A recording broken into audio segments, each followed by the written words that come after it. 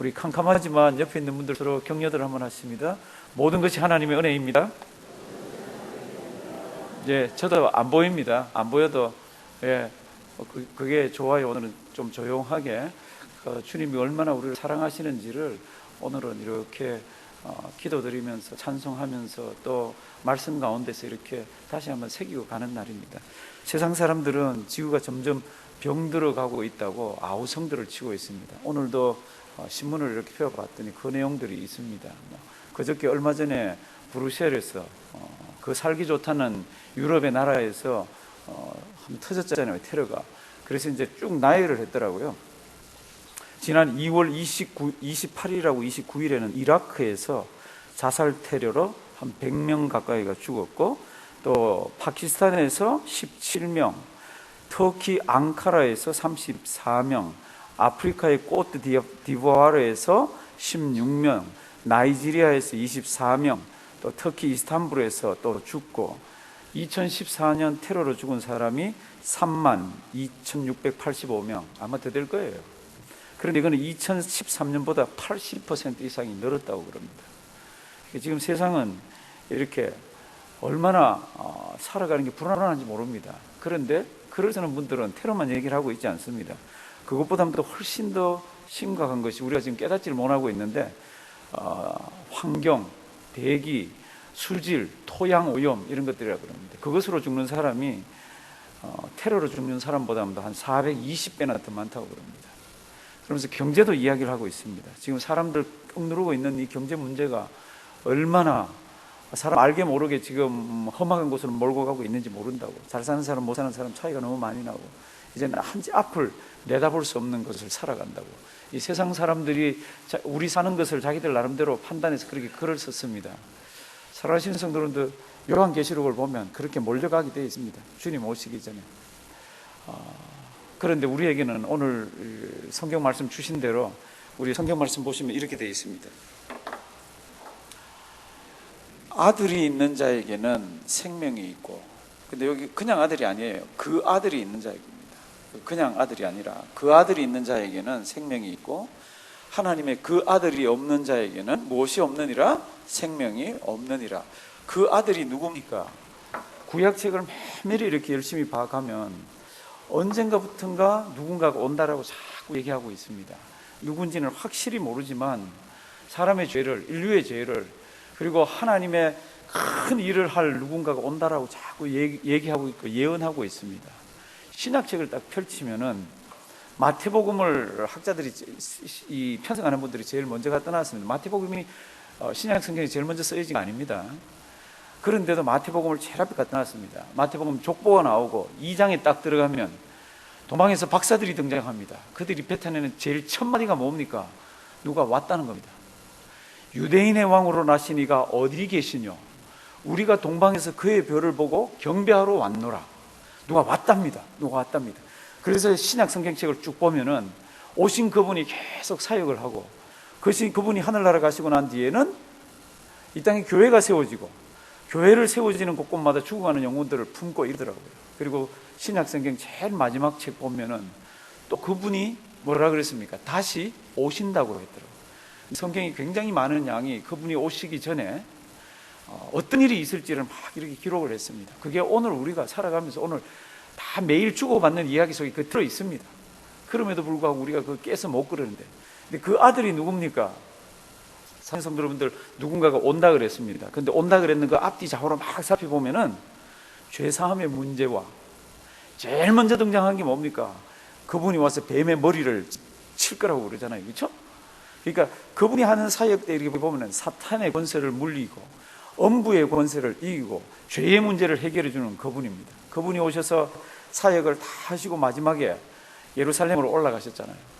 이제 이분을 잡으려고, 지금 여기 나오는 그 아들을 잡으려고 종교 지도자들, 대제사장, 서기관, 바리새인들이 쫙 모였습니다. 사두개인까지. 이익이 겹치는 사람들은 다 모였습니다. 그래서 빌라도에게 찾아가잖아요.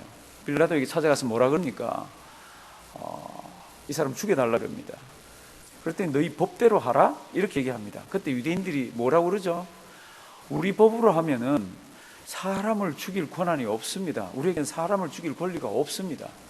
그 다음 성경 말씀을 보면요, 빌라도가 어떡하든지 그 아들을 살려주려고 얼마나 노력하는지 모릅니다. 그래서 몇 번 유대인들하고 딜을 하잖아요. 아무리 봐도 이 사람은 죄가 없다, 그러니까 내가 때려서 놓아주겠다. 아무리 봐도 이 사람은 죽일 죄를 짓지 않았다, 막 그러잖아요. 그럴 때 유대인들이 이 빌라도의 가슴 속에 비수처럼 꼽히는 말을 한마디 딱 하잖아요. 그게 요한복음 19장에 기록되어 있습니다. 뭐라고 기록되어 있나 그러면요, 이 사람을 놓으면 가이사의 충신이 아니니이다. 이 사람을 놓아주면 당신의 지금 로마밥을 먹고 있는 총독인데, 이 사람을 놓아주면 당신은 가이사의 충신이 아니니이다. 가이사 외에는 우리에게 무엇이 없다고요? 왕이 없나이다. 빌라도는요, 이 말에 더 할 얘기가 없습니다. 그리고는 예수를 십자가에 못 박혀 내어주잖아요. 우리가 아는 대로 사람 몸을 입고 오신 그분, 얼마나 모진 고생을 하셨는지 모릅니다. 그런데 성경에 보시면 7마디를 십자가상에서 하셨잖아요. 이 7마디 중에 6번째 말씀, 7번째 말씀은 성경에 이렇게 보면 큰 소리로 하신 것 같아요. 제일 마지막 7번째가 뭡니까? 아버지, 내 영혼을 아버지 손에 부탁한다고, 내 영혼을 부탁한다 그러면서 큰 소리로 이렇게 했잖아요. 그런데 6번째 말씀이 뭐예요? 다 이루었다. 그것도 아마 다 이루었다 그러고 내 영혼 부탁한다 그러고 큰 소리로 하시고 아마 돌아가셨을 거예요. 손은 원래 벌려놓은 거니까 전 인류를 다 품으면서 십자가에서 다 이루었다. 우리 요한복음 19장 30절인지 한번 주실래요?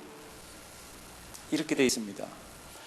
이제 그 앞절 보면은 예수께서 이제 자기가 일을 다 마친 거, 다 이제 완성한 걸 아시고는 성경을 응하게 하기 위해서 무슨 말씀을 하나 그러면 내가 목마르다 그럽니다. 그랬더니 사람들이 이제 뭐 신 포도주를 해융에 담아서 입에다가 우술초에다가 담아서 이렇게 해주고, 이제 그게 바로 앞에 나옵니다. 그리고는 예수께서 신 포도주를 받으신 후 가라사대 뭐라고요? 다 이루었다. 다 이루었다. 그리고는 다른 성경에 보면은 누가복음에 아마 기록되어 있을 거예요. 내 영혼 받아달라고 큰 소리로 얘기하시고는 머리를 숙이시고 영혼이 돌아가시니라. 이렇게 돌아가셨습니다. 우리 주님께서 이 땅에서 우리 인류를 위해서, 우리 이 죄된 우리들을 위해서 다 이루었다, 이렇게 하고 가셨습니다. 저랑 따라 하십니다. 다 이루었다. 다 이루었다. 다 이루었다가 무슨 뜻입니까? 학자들은 뭐라고 막 합니다. 그런데 제가 성경을 읽으면서 느끼는 것은 우리 성령 하나님께서 이 다 이루었다가 무슨 뜻인지를 정확하게 가르쳐 주시질 않으세요. 어마어마한 내용을 품고 있는데 이 뜻 자체가 굉장히 많은 내용과 굉장히 신비로움과 굉장히 은혜스러움과 우리로 하여금 생각 많이 해주게 하는 것을 품고 있는데, 이게 무슨 뜻인지를 성령 하나님은 아무 말씀도 안 하십니다. 그래서 학자들이 막 파고듭니다. 그래서 아마 대충은 맞을지도 몰라요. 이게 무슨 뜻인지. 다 이루었다. 다 이루었다는 것은 옛날 그 당시에 많이 쓰던 말들입니다. 말들. 어떨 때 씁니까? 하인이나 노예가 주인이 야 너 그거 해, 그러면 그 일 다 하고 나서 주인에게 돌아와서 주인님 제가 다 했습니다, 이럴 때 쓰는 단어 중에 하나입니다. 그러니까 뭔가 그 사역을 완전히 딱 끝내놓은 거죠. 우리 예수님도 하나님이 뭔가 사명을 주셨잖아요. 그 일을 완전히 다 끝내셨어요. 물론 하늘나라 가셨다가 다시 오시는 하는 이런 다른 모습들이 있지만, 이 지상에서 십자가를 통해서 주셔야 되는 것은 다 이루어주셨습니다. 죄 문제를 해결하는 것은 다 이루셨어요. 어떨 때는 예술가가 예술 작품을 탁 이렇게 하다가 마음이 안 되는데 또 손보고 또 손보고 하다가 마지막 손을 보고 이제 됐다, 그럴 때 이게 다 됐다, 그럴 때 이제 이런 단어를 쓴다는 겁니다. 또 어떨 때 쓰나 그러면 어떤 사람에게 돈을 빌려줬습니다. 돈을 빌려줬는데 그 사람이 돈을 갚습니다. 찔끔찔끔 갚는 거 있지. 한꺼번에 갚으면 지도 편하고 받는 사람도 기쁠 텐데 신경도 안 쓸 텐데 조금 갚습니다. 언제까지 갚습니까? 다 갚을 때까지. 그럼 그걸 다 갚았을 때 뭐라 그럽니까? 내가 다 이루었다, 다 갚았다, 이렇게 표현하는 겁니다. 그러니까 다 이루었다가 다 갚았다는 뜻도 있는 겁니다. 사랑하시는 성도 여러분들, 예수님께서 하나님이신 그분이 이 땅에 오셔가지고 사역을 하셨습니다. 그리고는 십자가에 달리셔서 다 이루셨다 그랬습니다. 무슨 뜻입니까? 온갖 뜻이 그 속에 다 들어가 있는 어마어마한 신비한 단어입니다. 다른 거는 몰라도 죄 문제와 관계에 대해서는 이제는 더 이상 이 땅에서 짐승을 잡는 그런 제사는 없어지고, 주님이 친히 제물이 되시고 주님이 친히 대제사장이 되셔가지고 주님이 친히 제사를 드렸습니다. 히브리에서는 이걸 뭐라 그럽니까? 옛날에는 매년 또 제사장들이 죽으면 또 바뀌고 이러면서 제사를 드렸는데, 이제는 한 영원한 대제사장이 영원히 효염이 있는 제사를 드렸다고 합니다. 그러니까 이 앞으로는 예수를 믿는 사람이면 누구든지 하나님 아버지 앞으로 바로 갈 수 있고 죄사함 받은 기쁨 가지고 하나님 만날 수 있다는 겁니다. 예수님께서 운명하시고 난 뒤에 이 땅에 여러 가지 그날 여러 가지 일들이 일어났습니다. 그 여러 가지 일들 일어나는 것 중에 가장 두드러진 게 뭡니까? 그러면 예수님이 딱 운명하시고 내 영혼을 아버지 손에 부탁하나이다 그러고 큰 소리로 운명하시고 다 이루었다 부탁한다 그러고는 딱 고개가 딱 꺾어졌을 때 일어난 특징 가운데 두드러진 게 뭡니까? 그러면 막 무덤들이, 예루살렘 근처에 있는 무덤들이 막 터지면서 죽은 사람들이 살아났습니다. 많이 살아났습니다. 다가 아닙니다. 그리고는 그 무덤 속에 있었어요. 저는 그걸 부활이라고 하지 않습니다. 살아나다고 얘기하지. 왜 그렇습니까? 부활은 다시 살아나면 안 죽는 겁니다. 그 사람들은 다 아마 죽었을 거예요. 두 번째 특징이 뭡니까? 예수님께서 다 이루었다 그러고 내 영혼을 부탁한다 그러고 돌아가셨을 때 무덤이 막 터질 뿐만 아니라 예루살렘 성전 근처에서 지진이 막 일어나는 겁니다. 그리고는 예루살렘 성전에 성소와 지성소를 맡고 있는 휘장이 있잖아요. 그 휘장이 쫙 갈라지는 거 있잖아요. 밑에서부터 갈라지지 않고 위에서부터 쫙 갈라졌습니다. 그게 갈라지면 보이죠? 성소가 있습니다. 제일 중앙에 분향단이 있잖아요. 왼쪽에 등대가 있습니다. 오른쪽에 떡상이 있잖아요. 그리고는 거기 딱 가로막혀 있고 그 안에 뭐가 있습니까? 법궤가 있잖아요. 언약궤가 있잖아요. 언약궤가 하나님 계신 상징입니다. 이게 쫙 갈라졌습니다. 맨눈으로 보면 사람 죽는 거잖아요. 맨눈으로 못 본다고 그랬잖아요. 그런데 이게 쫙 갈라졌습니다. 참 신기한 일이 일어났습니다. 우리 마가복음 우리 15장인가 한번 칠래요? 그때 장면을 이렇게 묘사하고 있습니다. 예수께서 큰 소리를 지르시고 운명하시다. 마가복음은 다 이루었다도 없고 내 영혼을 부탁한다도 없고 그냥 큰 소리를 지르시고 운명하시다. 이에 운명하셨습니다. 마태복음을 보면은 무덤이 터지면서 죽은 사람들이 막 살아났고, 마태복음에도 있고 마가복음에도 있는데 성소 휘장이 위로부터 아래까지 찢어져 뭐가 됐습니까? 둘이 됐습니다. 그러니까 둘이 되려고 같으면 붙어 있으면 안 되는 거죠. 이거 붙어 있으면 두 개예요? 아니잖아요. 완전히 찢어져 이게 두 개잖아요. 그래서 하나님 이걸 확 찢어 놓으셨습니다. 왜요? 이제는 누구든지 내 아들을 의지해서, 내 아들의 피를 의지해서 이제는 누구든지 나에게 나올 수 있다는 겁니다. 얼마나 대단한 이야기를 해주셨는지 몰라요. 아무도 이거를 해석을 잘 못했습니다. 이게 찢어진 게 무슨 뜻인지. 근데 히브리서 10장에 가면은 히브리서를 쓰는 분이 이게 성소 휘장이 찢어진 이거를 이렇게 설명하고 있습니다. 그러므로 형제들아, 우리가 예수의 피를 힘입어 성소에 들어갈 뭐를요? 담력을. 뭐를 힘입어서 성소에 들어갑니까? 예수의 뭐요? 피를 힘입어서. 그리고 20절. 성소에 들어가면 보통 사람들 성소에 못 들어가잖아요. 지성소에는 대지상밖에 못 들어가잖아요. 그런데 이제는 예수 피를 힘입어서 지성소까지 들어간다는 겁니다. 하나님 아버지 앞에까지. 어떻게 그거를 가능합니까? 그럴 때 히브리서 기자는 이렇게 설명을 이렇게 합니다. 20절 보시면요. 그 길을 열어놨다는 겁니다. 누가? 예수님께서 운명하시면서 열어놨다는 겁니다. 그 길은 우리를 위하여 휘장 가운데로, 커튼이잖아요. 아까 그 찢어졌다 그랬잖아요. 두 개로. 휘장 가운데로 열어놓으신 새롭고 산 길이랍니다. 휘장은 곧 저의 뭐라고요? 육체니라. 예수님이 돌아가실 때 성전 휘장이 쫙 찢어지면서 예수 피를 의지하는 사람들, 예수 믿는 사람들은 누구든지 하나님 아버지 앞으로 나올 수 있는 길들을 주셨습니다. 담대하게 나올 수 있는 길을 주셨어요. 얼마나 감사한 사건인지 모릅니다. 얼마나 대단한 사건인지 모릅니다. 다 이루었다 그럴 때는 이 영도 들어가 있을 거예요.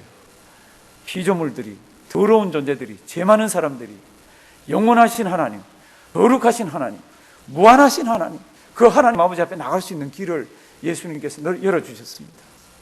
요한 1서 이제 다시 5장으로 돌아가 보시면요.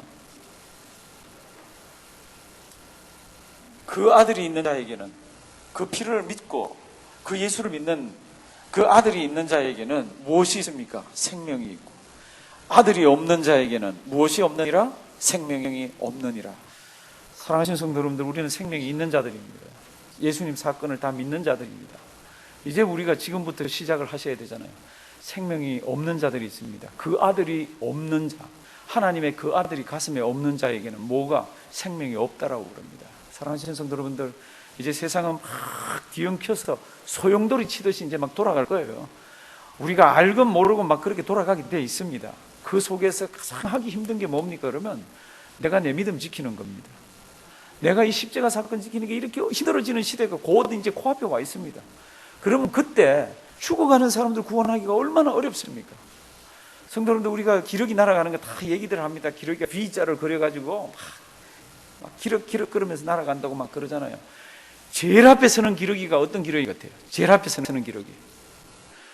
위치를 교대하면서 가잖아요. 제일 앞에 서는 기러기는 그 날아가는 중에 그래도 그때는 제일 힘이 있는 친구가 제일 앞에 섭니다. 앞에서 힘있게 막 하다가 지치면 그 다음 힘 있는 녀석이 가 있고 뒤에 가면서 또 좀 힘을 주쳐가면서 제일 앞에 있는 녀석이 막 힘을 내면서 깍깍거리면서 가면 뒤에 따라가는 거 있죠. 성도님들, 우리가 생명이 있다 그러면서 예수 신앙 붙들고요, 예수님께서 주신 은혜 붙들고 힘있게 나가지 않으면 우리 뒤에 따라오는 사람들이 다 쳐져 버립니다. 우리 자녀들이 쳐지고요, 남편이 쳐지고, 아내가 쳐지고요, 주위에 있는 친구들이 쳐지고, 내 구역원들이 쳐지고 다 쳐집니다. 그 생명에 있는 자, 그 아들이 있는 자는 생명이 있다 그랬잖아요. 그 자가 먼저 치고 나가고 그 자가 먼저 살아야 다른 사람이 삽니다. 특별히 그 아들의 생명이 없는 자들에 대해서는 많이 기도하시기 바랍니다. 어쩌면 가까이 있을 수도 있고요, 이렇게 우리는 고난주간이라 그래도 아무 상관이 없는 분들이 계십니다. 이번 주일이 부활주일이라 그러면서 우리가 모여서 참 사셨네 얼마나 감격스럽습니까? 예수님만 사는 게 아니라 우리도 살 거를 생각하고 참 그럴 때도 아무 관계없이 참 놀고 있네, 바보들, 어리석은 자들, 이런 분들이 계십니다. 사랑하시는 성도 여러분들, 그런 자들이 가까이 있으면요, 그런 자들을 품고 기도를 하셔야 되고요, 그런 자들을 주님 앞으로 데려오기 위해서 얼마나 노력들을 하셔야 되는지 모릅니다. 왜 그렇습니까? 인생을 살아보니까 그분 한 분 외에는 없는 거라. 우리가 붙들고 쥐고 살 수 있는 분은 그분 외에는 없는 겁니다. 세상을 한번 보십시오. 좋은 게 얼마나 많습니까? 제가 목사인데요, 간혹 제가 말씀을 묵상하고 또 우리 성도님들 위해서 이리저리 기도하면서 가슴 속에 어떨 때는 참 미안한 게 있습니다. 제가 몇 번 말씀드렸습니다. 우리가 죽어서 가는 저 하늘나라가 그렇게도 좋은데, 저 하늘나라가 그렇게도 좋은데 참 뭐라고 말로 설명하기가, 그래서 그게 너무 미안해요. 사랑하시는 성도 여러분들, 제가 말로 설명을 못해도 성경을 읽으면서 가슴속으로 그림들을 그려보십시오. 우리가 가는 저 하늘나라가 얼마나 좋은 나라입니까? 우리가 가는 저 하늘나라 이것과 비교 자체가 되지 않는 곳이지 않습니까? 그런데 우리는 이 땅이 너무 좋은 거라, 이 땅 속에 우리는 막 뿌리 내리고 우리가 살고 싶은 거라, 이게 죽어가는 영혼들이 어디 보입니까? 잊지 마시기 바랍니다. 아무리 세상이 좋아도 우리는 예수 그리스도 한 분입니다. 그 이름 외에는 우리에게 주신 적이 없습니다. 그 이름 하나에 하나님은 우리 모든 인생들을 붙들고 가십니다. 지금부터 아마 오래전 이야기 같아요. 영국에 어떤 굉장히 부유한 사람이 있었는데 이 사람 이름도 나오더라고요. 이 사람이 아들이 10살 때 사랑하는 와이프가 죽었습니다. 그래서 이 사람이 아들을 어떻게 하든지 잘 키워보려고 그러는데 아들이 몸이 너무 약해서 아들이 20살 때 죽었습니다. 그러니까 이분이 낙이 없으니까 그 많은 재산을 가지고 그림을 사기를 시작합니다. 그림들을 사 모읍니다. 그 재미 있잖아요. 누가 가지고 있는 거 좀 더 주고 내 벽에 갖다 걸어 놓으면, 누가 귀하게 여기는 거, 또 아니면 사람들이 미처 몰랐는데 귀한 거를 갖다 놓으면 얼마나 가슴이 벅찹니까? 그래서 이제 그 그림을, 얼마나 좋은 그림들을 많이 샀는지 모릅니다. 주변에 있는 나라에서 다 아는 거죠. 이 사람이 죽을 때가 됐습니다.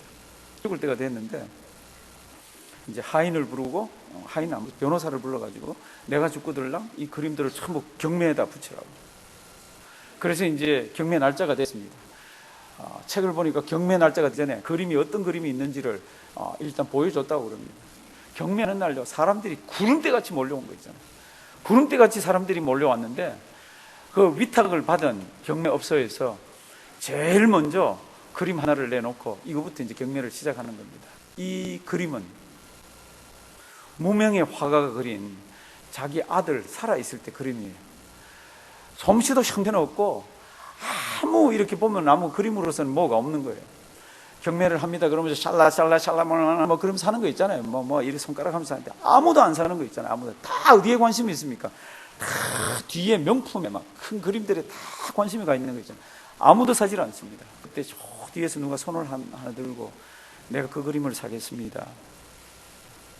그리고는 아무도 안 사니까 내 가진 거 다 털어서 삽니다. 그러면서 그림을 샀는데 보니까 오랫동안 그 집에서 집사로서 스튜어드로 이렇게 있었던 그분이 그 그림을 이렇게 샀습니다. 그래서 그 경매가 딱 낙찰되자마자 그 경매를 진행하던 변호사가 앞으로 나와가지고요, 이렇게 이야기를 합니다.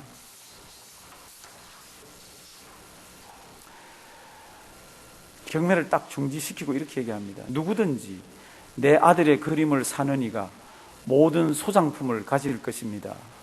이 그림을 선택한다면 그는 가장 소중한 것이 무엇인지 아는 사람이니 모든 것을 가질 충분한 자격이 있습니다.